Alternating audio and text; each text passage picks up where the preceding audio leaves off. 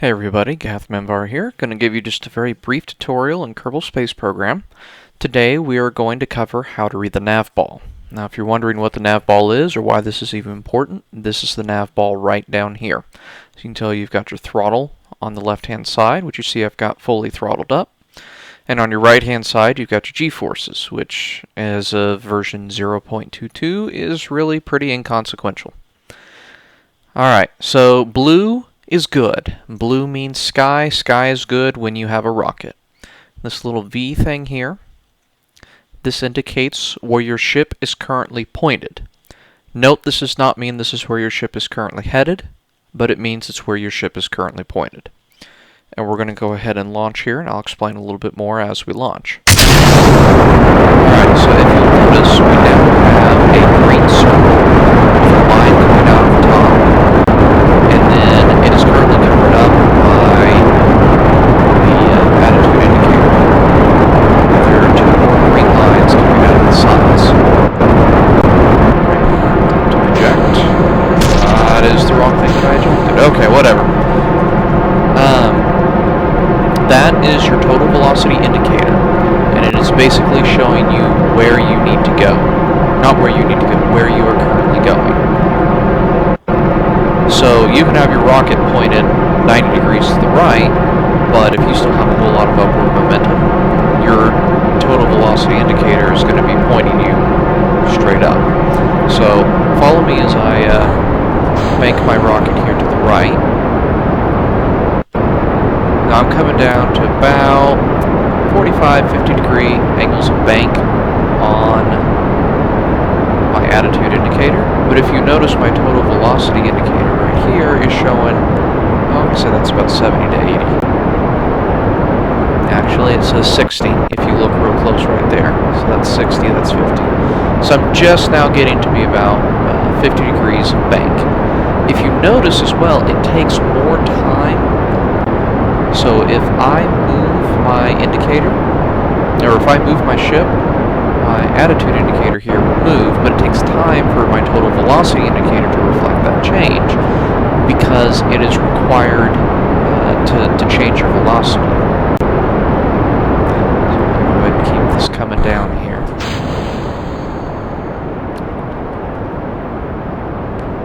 Start circularizing the orbit here. As you can see, I'm down at like 10 to 15 degrees of attitude, but I'm still heading 090. You always want to head 090 unless you're needing to go to a planet that is inner, so like Eve or Moho. If you're going to an inner planet, you want to burn retrograde to the planet's orbit. Whereas if you're going towards, say, Duna, you always want to burn prograde. As you notice, see, my ship is all over the place. By the way, brown is bad. Brown means ground. You don't want to be pointed at the ground unless you're trying to do specific maneuvers. But this is my total velocity indicator. Now that we're in orbit, this is also going to be our prograde direction. This is indicative of if we want to make our apoapsis larger, we need to burn in this direction when we're at our periapsis. So I'm coming up on my apoapsis here in just a minute. I'll wait till I'm about 30 seconds away and then begin my circularization burn.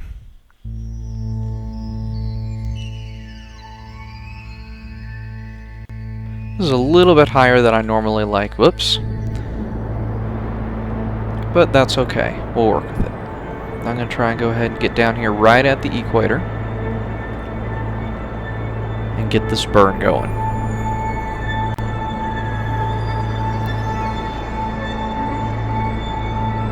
Now, as soon as my burn gets finished, I will introduce a few more nodes on the Navball here. So we are almost done, and we now have a stable periapsis of 80 kilometers. Now, if you are unfamiliar with prograde and retrograde, if we look at Kerbin from the top here, I am currently orbiting in a prograde direction. Kerbin is rotating like this. Moon is orbiting around Kerbin like this. Minmus is orbiting around Kerbin like this. If we zoom out even further, Kerbin is orbiting the Sun, or Kerbal, like that. So it's all prograde.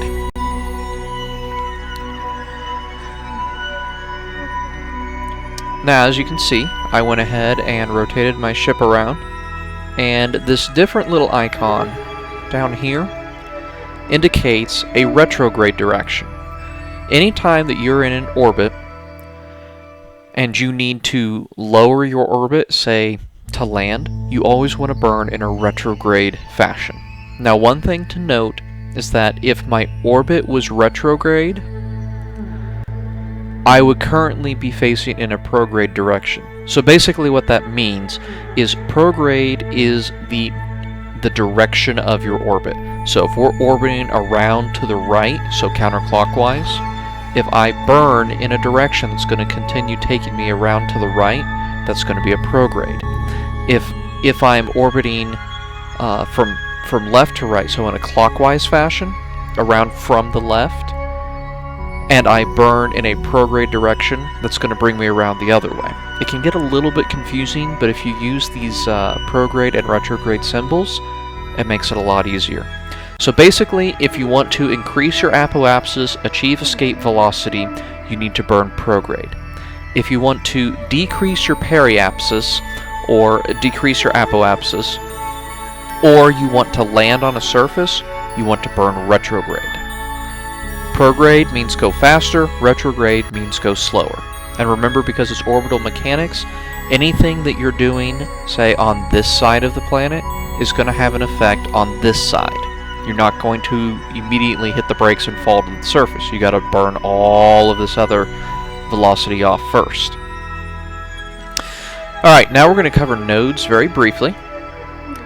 I'm going to set up a node right here. And it's going to be very simple. I'm just going to increase my orbital velocity by 60 meters per second. Now, if you notice, I burned in a prograde direction. If you also notice, my apoapsis has moved from here and is now projected to be at this point.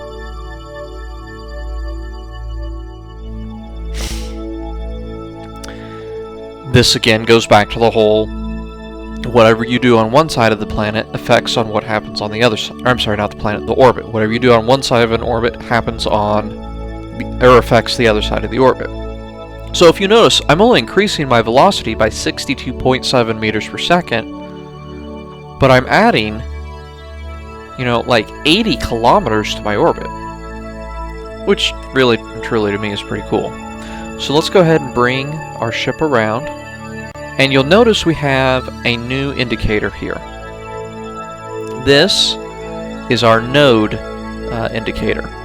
You want to be as lined up with that as possible, and that way your burn is as precise as possible. So this right here will tell you how much delta V to burn. So we need to add an additional 62.7 meters per second. This bar here will deplete as you perform the burn, and this tells you how long it thinks your burn time is going to be. So it's ballparking about 2 seconds of burn. Now, when you're doing a node burn, you don't want to start your burn when you get to the node. So when it says T-0, that's not when you want to start. You want to take your estimated burn time, divide by 2, and that's when you want to start your burn. So if we have an estimated burn time of, say, a minute, when we hit node is in T-minus 30 seconds, that's when we start our burn, because we want half of our velocity to begin before the node, and then the other half to be after the node, so that way we have a precise burn. Again, the same concept goes back to what happens on one side of an orbit happens on the other side. Same thing with this node. And I'm going to speed up time here just a little bit. And since it's only a 2-second burn, I might just wait until the actual node itself. I'm not quite lined up here. Alright, that looks good. 1 second, full burn, you'll see that that decreases, and I'm going to completely cut my throttle and just kind of slowly fine-tune into the node. Alright, so that's a very brief understanding of how the nodes work. It doesn't matter how crazy you set up your maneuver. I mean, you can do this and that, you know, wild stuff like that. That icon that you see right here, the maneuver node icon, that's never going to change. Finding it can be a little difficult, but it's never going to change. It's always going to be the same. It's not uncommon for people to plot maneuver nodes and then just use those to navigate. So for example here, I'm going to use this maneuver node to plot an intercept course with the moon. Oh, hey, look at that. So see, you can use those to plot the course. This says I need to burn 834 meters per second, or approximately 30 seconds of burn. Now again, going back to our previous example, this means that we need to start our burn at T-minus 15 seconds to end up pretty close to where we're going to be here. So the next thing I'm going to show you, and the last thing, is going to be the target indicator on the HUD. Now we're going to use the moon because it's a nice big target and I don't have any other craft in orbit currently. This icon right here indicates you are pointing away from the target. So based on this right now, if we go ahead and get lined up about as perfectly as we can and hit M, if I look directly behind my spacecraft, there's the moon. Well, I don't want to look directly behind my spacecraft to see the moon. I want to look in front of it. So we're going to swing around here, and you're going to see a new icon. This indicates the direction of the target. So we are all lined up here. We are now pointed pretty much directly at the target. So if you have four arcs around a dot and they're pink, that means you're pointed at your target. If you have what I'm going to call spikes, if you have 3 spikes coming away from a dot, you're pointed exactly away from your target. So if you want to think about this in like shooter terms, that means you're locked on. That means you're not. Okay, that is a very brief introduction to how the Navball works in Kerbal Space Program. Actually, you know what? Let's do one more example here. Let's build a spaceplane real quick. You will see that I have crazy amounts of mods installed. I have B9 Aerospace and KW Rocketry, both of which are very, very fun. But we're just going to go with a really simple stock part aircraft.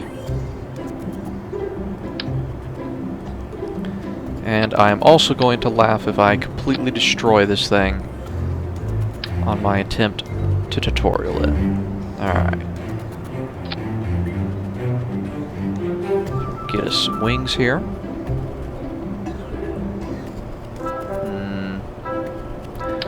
Let's get rid of that. Let's add these engine nacelles. Get some swept wings. And this is just a really quick, I slap something together aircraft, and you can build better aircraft than this. Jet engine? Nah, let's just go with a really simple jet engine. There we go. And then we are going to add just the basic wheels here. And there's a reason for doing what I am doing, and I'll explain that just very briefly here. Alright, and then we are going to need some form of control. So let's get some control surfaces here. And then we are going to need a tail. These winglets look fun. Alright, now I'm going to look at my center of mass, my center of lift. Now you will notice that the center of mass is pretty far back, and the center of lift is a little bit further behind that. So we're going to go ahead and scooch the center of mass forward just a tiny bit. And since this is a pretty small plane, I'm going to add some winglets to the front. we're going to scooch the center of mass back just a little bit.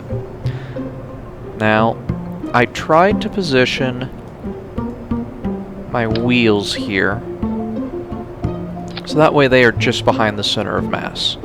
And the reason I do that is because it allows for a pivot point for the aircraft to take off. Now I'm going to move this one forward just a little bit. Actually, to make this even easier, I'm just going to add another gas tank. Do I need another gas tank?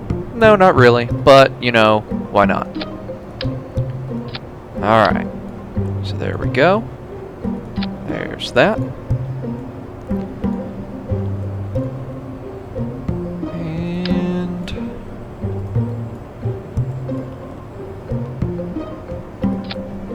This should end up being pretty interesting. I suppose best case for everybody else, you'll get to laugh as I crash and burn on takeoff. So we will launch Untitled Spacecraft number 1. By the way, I am doing this in sandbox mode. Alright, here we go. I turn on the SAS. Alright, and if you watch, you just pitch up just a little bit, and it pretty much should take itself right off the ground like so. Alright, now we're going to follow Pepe's advice, do a aileron roll, because he doesn't really know what a barrel roll is. Now again, we're at about 10 degrees of pitch. Pull up a little bit more here, and as you notice, my total velocity indicator is lagging behind pretty significantly. And we'll roll around a little bit. And again, you notice that as my plane is pitched in a different direction than my TVI, it takes some time for it to catch up. Now, there have been a few questions about drag, and I'll go ahead and revert back to the spaceplane hangar to explain how drag works. Basically, every part in Kerbal Space Program does generate some sort of drag. Now, it has a very, very, very basic flight control model. Or, I'm sorry, not flight control model. How about just a drag model? That's easier for me to spit out. It's got a very simple drag model. So basically, if you add a part, it adds drag. Doesn't matter where it is. This part right here is adding as much drag as this part up here. So all those struts you have on your rockets, yeah, that's a lot of drag that you're adding. And I can't even tell where that's going. Alright, well, we'll put... These are a part from B9 Aerospace. They are surface-mounted air brakes. And they are kind of cool. They are a neat part that, as they extend, will increase the drag of said part. So you can use these on larger aircraft to kind of have a controlled, powered flight in and have it land. You know, without just stalling it out over the runway and then praying that you can hit the brakes in time. Alright, now let's check to make sure that we... Alright. Unfortunately, there are no flaps. I really wish there were, but there are no flaps. Alright, so this is with that. Those air brakes. I'm sorry, not air brakes. Those are air brakes. This is with the air brakes installed. Alright, now if you notice, my plane is powering up. We're gaining lots of velocity, that's good. By the way, these basic engines here are really good below about 2 to 3 kilometers. You go much above that and they really start to lose a lot of thrust. See, I'm already at 2,000, I'm already losing thrust here. Alright, so we're going to try and get a fair amount of airspeed.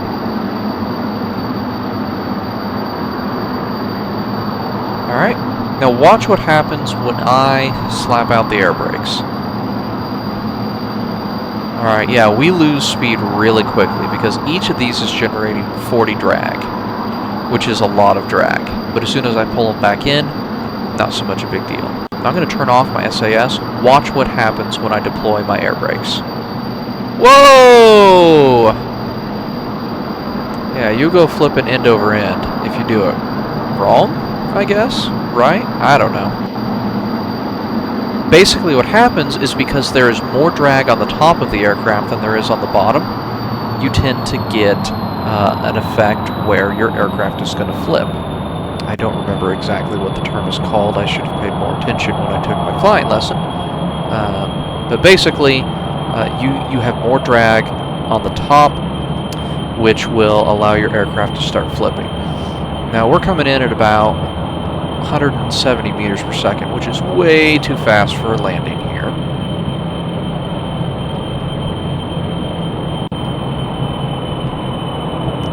And you'll see how the drag works when you're trying to land.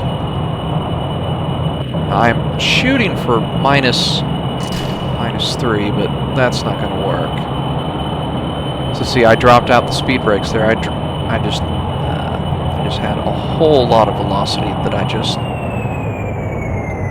dropped, and then we just come in and have a nice landing. Deploy the brakes. You've got the speed brakes out, pretty far down. We don't need those on anymore. Pull it back in. Bam.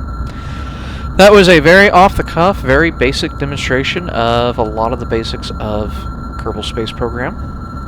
Just really simple tutorials on how to use a lot of the more common things. I hope the drag makes a little bit more sense here. One thing to note, that if you have a drag imbalance, you will run into problems with your aircraft tilting and wobbling and flying all over the place. Alright, I hope that is good for you guys, and feel free to leave a comment and ask questions, and anybody who's more experienced, please feel free to correct me if I said something incorrect. Thanks, have a good one.